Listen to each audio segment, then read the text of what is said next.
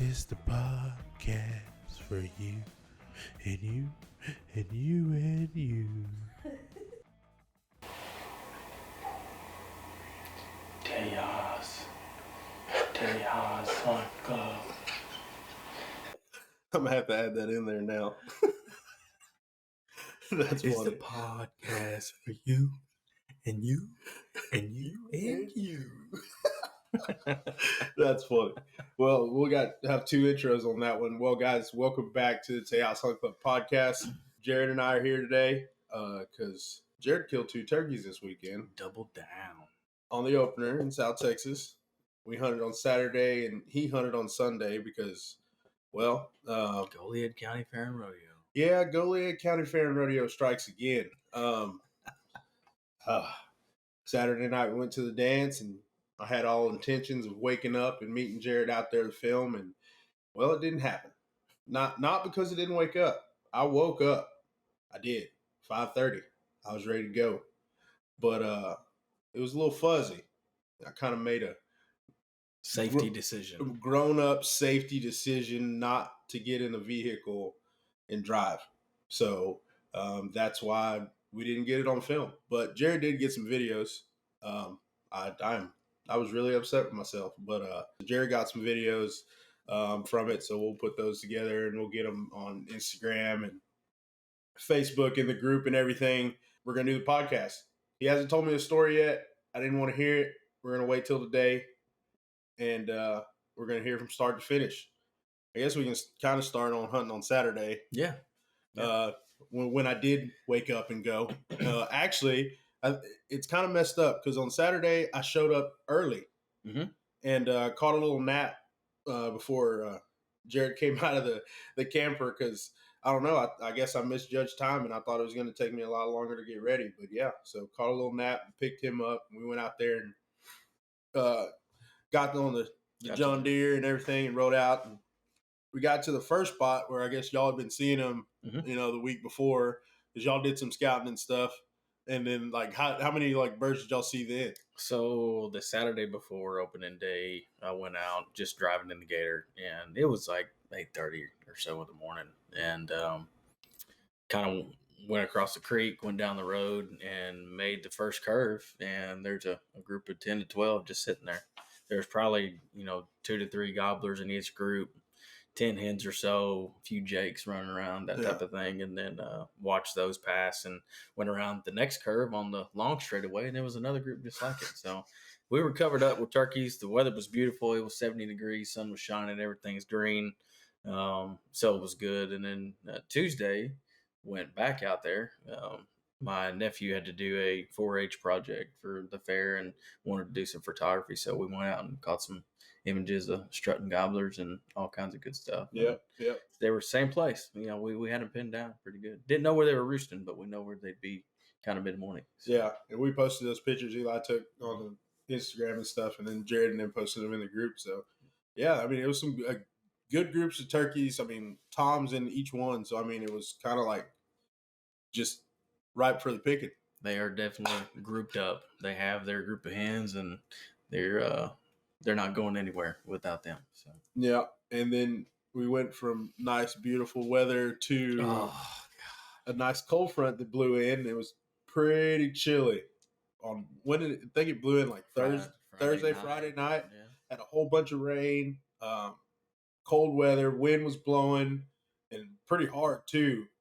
So that kind of switched it up from what it was the week before, and I mean, I'd imagine that has some effect on the turkeys. I mean, that kind of puts them back into winter and kind of out of spring. I mean, I saw some stuff on Instagram. People were taking pictures of bluebonnets in the snow out in Big Bend. So like that's cool from a photography aspect, but like just to be able to see bluebonnets in Texas in the snow, that's definitely not something anybody would think about, but pretty cool to see. But yeah, so that blew in, and then like I said, we went out that Saturday morning in that first spot. I mean, we waited for the sun to come up a little bit, saw a hog run by. Sprinkling the whole time. Yep, sprinkling the whole time, and then saw a hog run by, and then we got out when that sun came up, and you out-hooted, and we were probably, 120 yards from him. Yeah, 120, 200, something like that.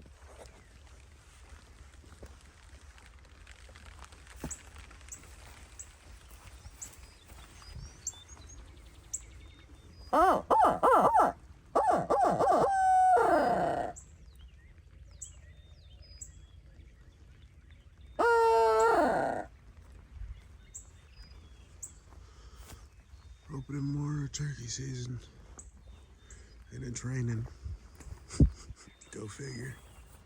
It's about probably 46, 48 degrees, something like that.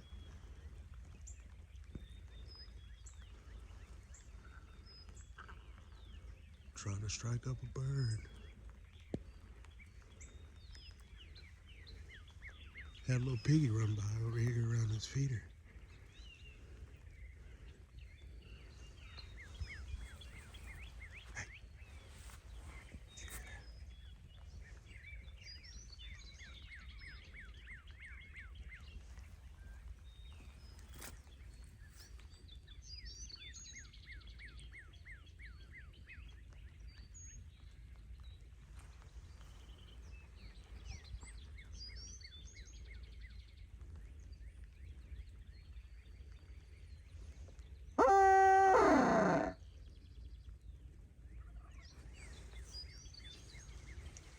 Got him. I'm coming for you, motherfucker.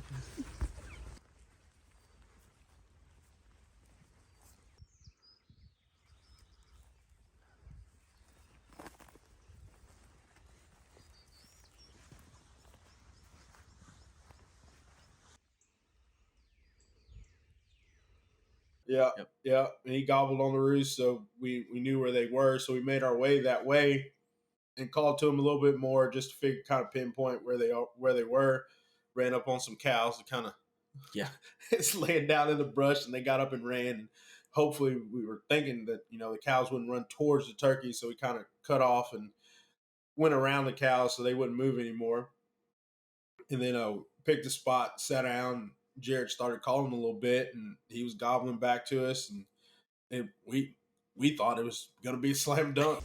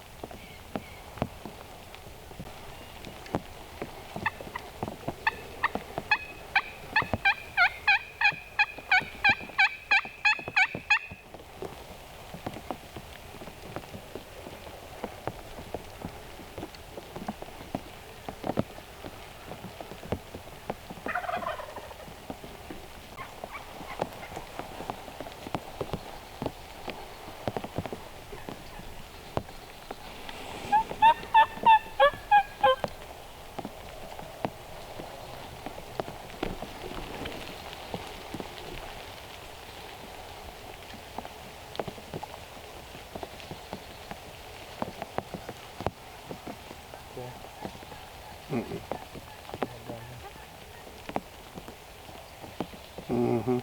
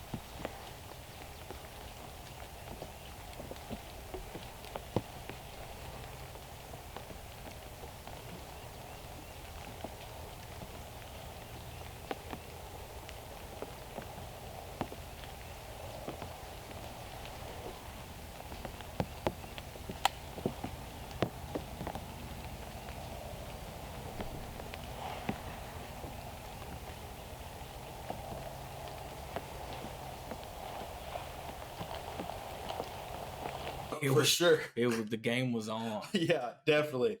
But they pitched down from the roost, and he gobbled 2 more times when he got to the ground. And there's a big group of them, a whole bunch of hens and toms and a couple jakes, like you said you've been seeing. Mm-hmm. And they started walking towards us with I guess a recon jake, if you call it that. Lookout. Yeah, he was making his way out front. He got pretty close. I mean, Jarrett was calling pretty good, and they were making their way, and he kind of cut off in the brush a little bit. And I guess we didn't use any decoys, but I guess he just didn't think it was right. And like I said, all those hens and that tom was making their way there, but that tom was in the very, very back, and he was blowed up, strutting the whole time. We got video of that, luckily. But that Jake just turned around and took him back the other direction. He was about 15 yards, and then the hens were right behind him, and the tom was a good 60 yards. If he would have came a little closer and poked around that brush, I might have taken that shot. But it wasn't a good setup. No, it wasn't. And I mean, even with all those hens around him too, it was tight, like you said, real tight shot. So they kind of made their way back and went around the corner a little bit. So, but the strange thing is, after that gobbler quit gobbling, that after he came down off the roost, no more sound. That was it. Not from the hens, not from the jakes, anything. They were completely silent. So, like you said, that I think that weather, how cold it was, and the wind blowing and the rain and everything, it affected them. I know, being talkative, I guess. So it shut them down for sure. Yeah, I mean, they were, like I said, they were moving around, but they just weren't making any noise. So after that, we tried to cut them off, but kept running into that, kind of catching them in the wrong spot, or not being in the right, or getting ahead of them, and they're coming in behind us because we just couldn't figure out where exactly they were because they weren't making any noise. We got behind them and couldn't catch back up and cut them off. Yeah, to where they were going. Yep.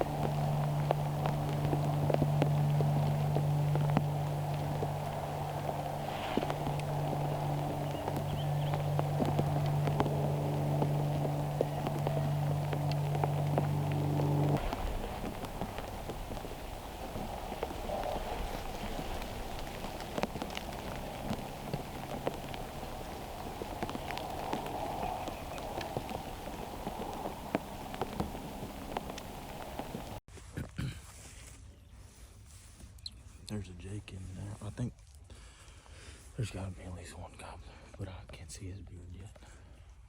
Maybe on the right side. Oh, say we ease on up there.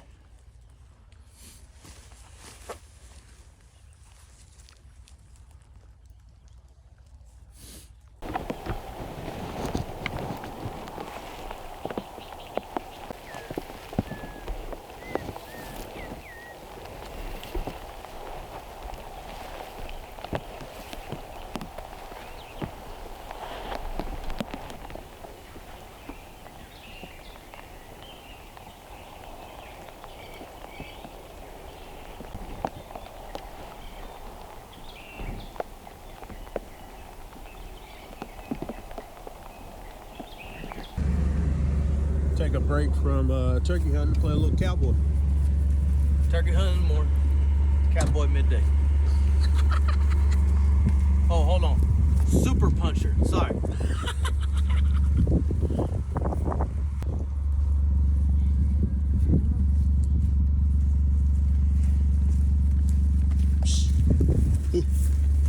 Gone. Gone.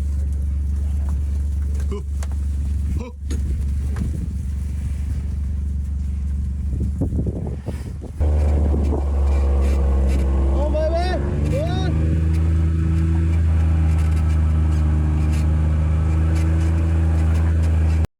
But that day kind of ended. We ended that morning. Then we got to go play a little cowboy. Yeah. Move some cows around. That was pretty funny. We made a post about that.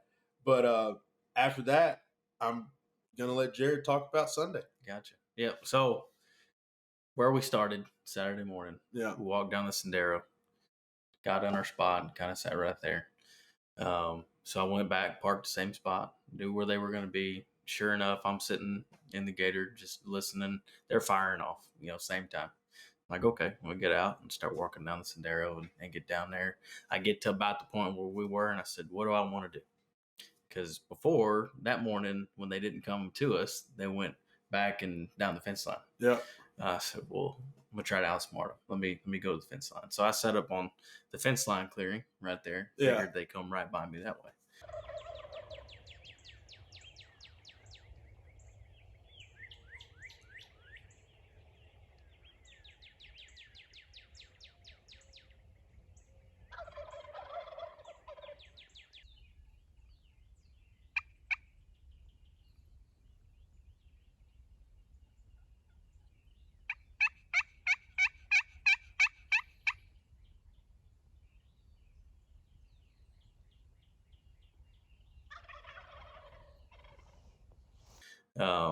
They did not. They didn't do that.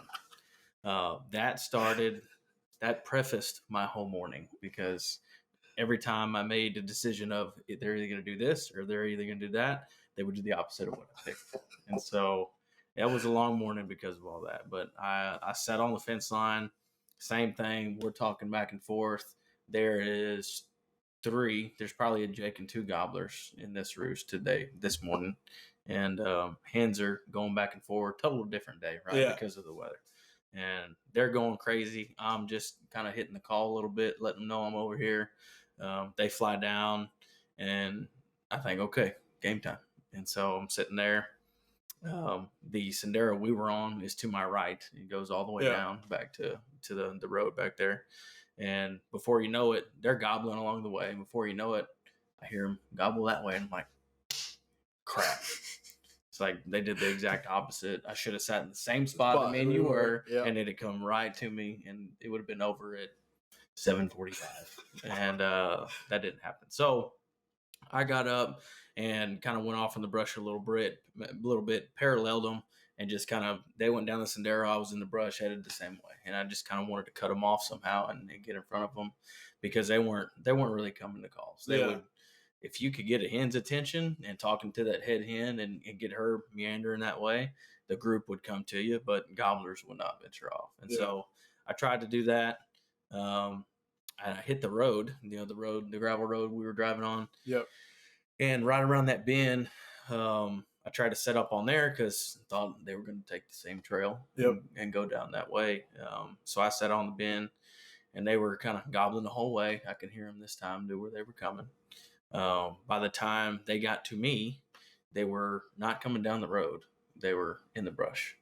And so I'm talking to them. The hen's talking to me. There's one boss hen that's sitting there chirping the whole time, and then 3 or 4 gobbles and that kind of deal. Yeah. They get on the edge of the brush line, and I'm chirping to them, and all 3 come to the brush line and kind of do one of these and see if they can see that hen. Yep. When they don't see the hen, they all venture back into the brush. And if you remember that creek's behind all that, and it kind of just comes to the property. So they're starting to head back that way. And I'm like, well, crap, I don't know where they're at. I'm just going to get up, see if I can find another group. So I get up and start walking, go down to the creek, see if there's any in that hayfield that we had talked about too. I look over to the right, and there's one lone hen coming down the fence line going into that hayfield. I'm like, okay, cool. There's another one probably 200 yards behind her. I look over to the creek, kind of where it bends, where they went into the creek down there.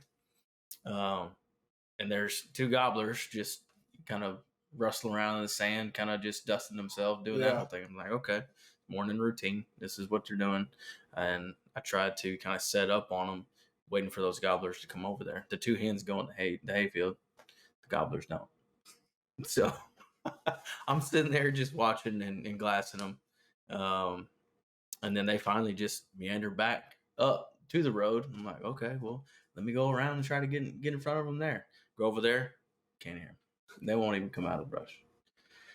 So about this point, it's like 9:30 or so, and I'm like, well, let me get in the gator and I'll make a round around the ranch and see if I can see out into clearing and see if I can find another group. Yep.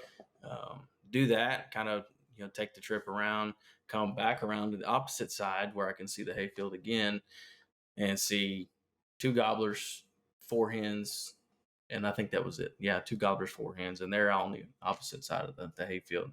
About 10 o'clock now. Yeah. Like, okay, I think they're going to come straight towards me across the creek like they've been doing all week long.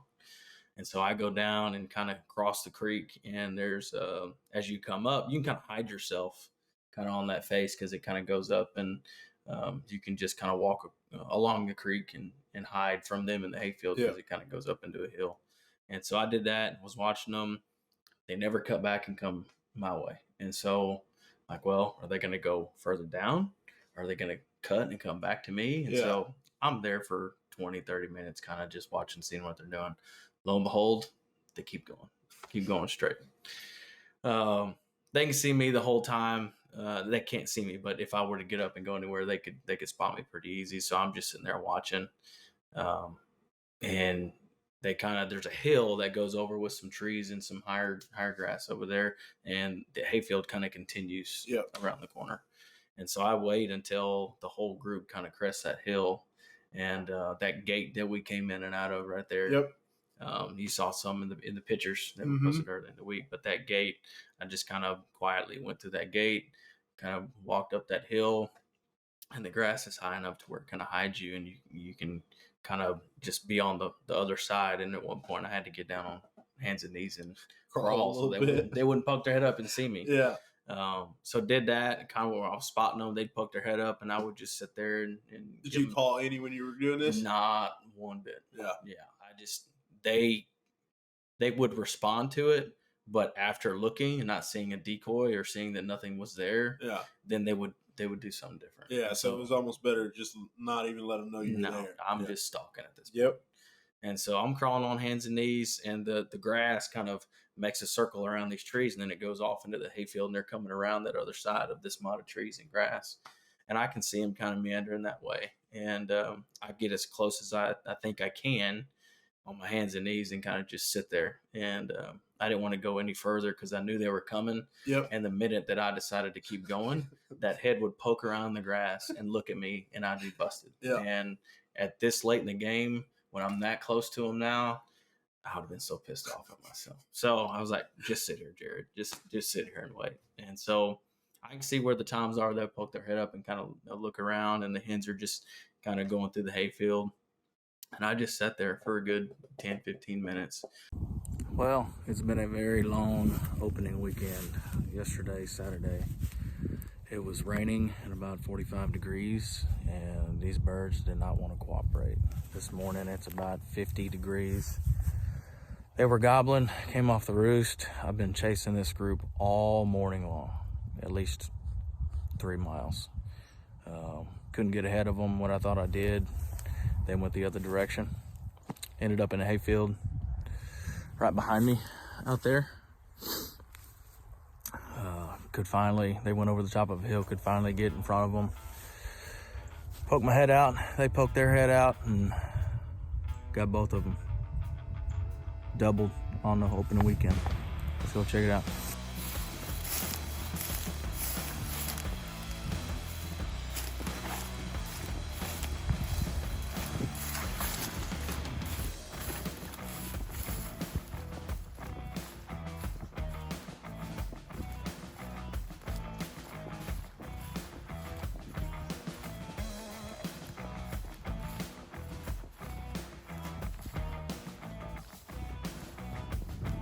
Numero uno.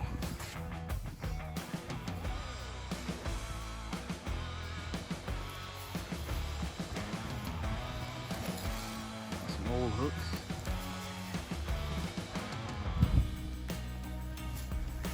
Oh, good beard on them.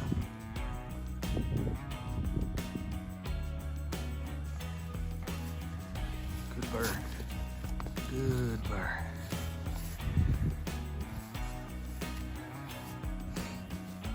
Check out the other one.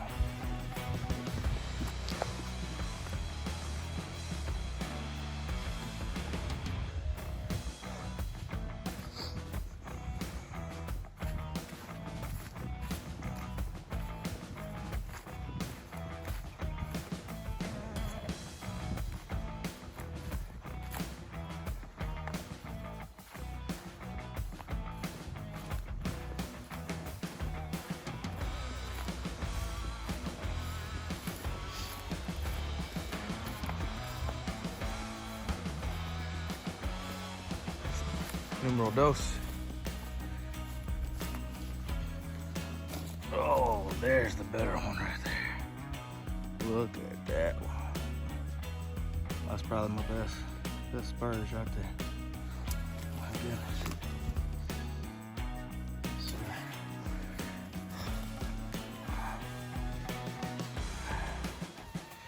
Nice beard on too. Go get them skinned out in the freezer. 2 of the 4, turkey season 2023.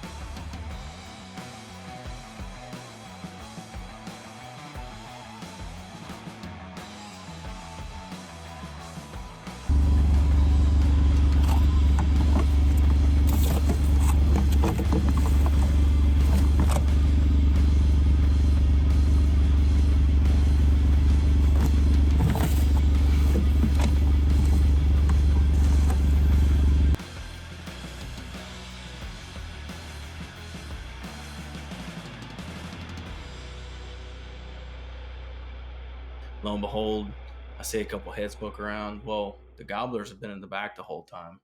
They're the first ones out.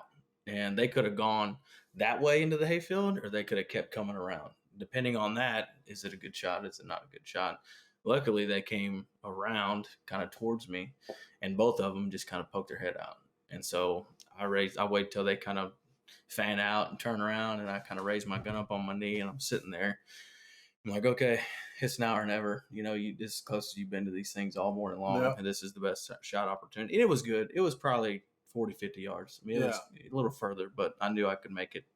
And right as one of them stopped fanning and just kind of put his head up, when I was about to pull the trigger, they both gobbled at the same time, and they did this.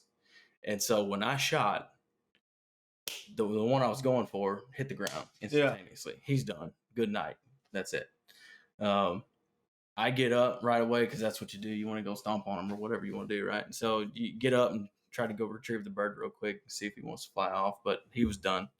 The other one's kind of circling around, and he's going a little slower, and I didn't realize I hit him. Yeah. Right when they gobbled like that. And so I took another shot and took him down too. But, yeah.